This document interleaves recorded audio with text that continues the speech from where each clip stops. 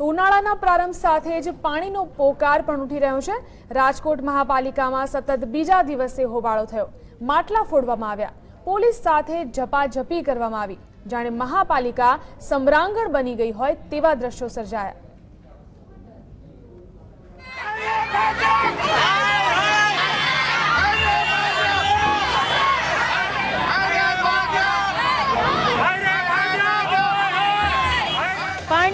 પાણી આપોના પોકાર સાથે સતત બીજા દિવસે મહાપાલિકામાં હોબાળો થયો।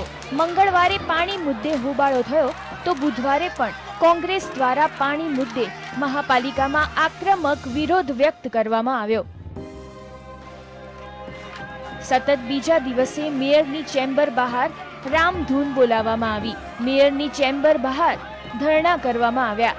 મહિલાઓ દ્વારા માટલા ફોડવામાં આવ્યા। કોઠારિયા વાવડી સહિતના વિસ્તારોની મહિલાઓએ મહાપાલિકા ગજવી મૂકી।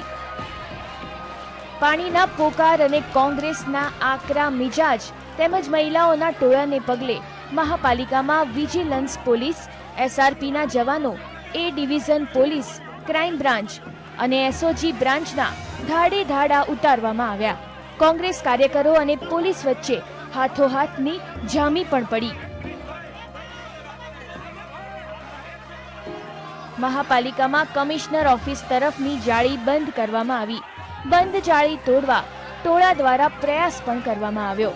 વિપક્ષે આરોપ લગાવ્યો કે પાણી વિતરણમાં ભેદભાવ કરવામાં આવે છે। તમામ જગ્યાએ પાણીની બુમરાહ ઉઠી છે। આજે આ 2-3 હજાર મહિલાઓ એટલા માટે આવી છે। આગામી દિવસોમાં કાલે પણ તમામ રાજકોટના કોર્પોરેટરો, દરેક વોર્ડના પ્રભારીઓ, મંત્રીઓ અને દરેક પ્રમુખોની કાલે મિટિંગ છે। એમાં નક્કી કરશું આગામી રણનીતિમાં અને ભાજપને શાંતિથી બેસવા નહીં દે।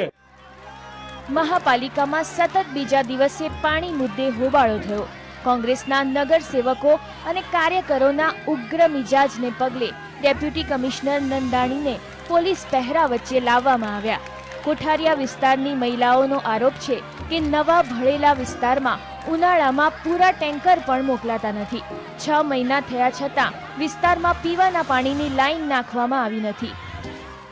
પાણી આવતું જ નથી। ગાય કેટલા ટાઈમથી સોસાયટીમાં પાણી નથી, ક્યાંય પાણી નથી। અત્યારે હાવ પાણી વગરના ટેન્કર, 2 ટેન્કર 400 મકાન વચ્ચે આવે, એમાં અમારે 4 ડોલે પાણી નથી આવતું। અમે 4 ડોલમાં 2 દી લગીને શું કરી?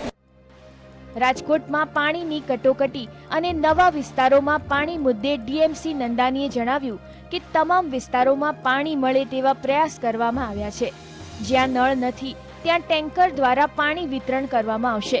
ત્યારે આ સાંત્વના કેટલી સાચી ઠરે છે તે હવે પછી જોવા મળશે। મયુર સોની, GSTV, રાજકોટ।